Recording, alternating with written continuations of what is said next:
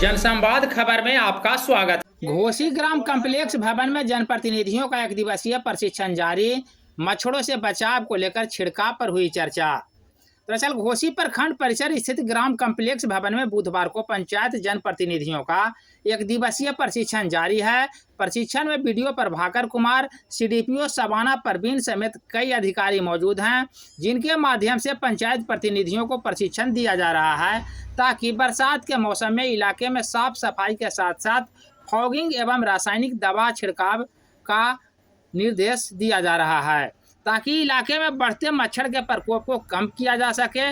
वहीं इलाके में साफ सफाई के प्रति लोगों को जागरूक भी किया जा सके। तो इसमें सबसे पहले हम फोकस करेंगे कि मच्छर जो है वहाँ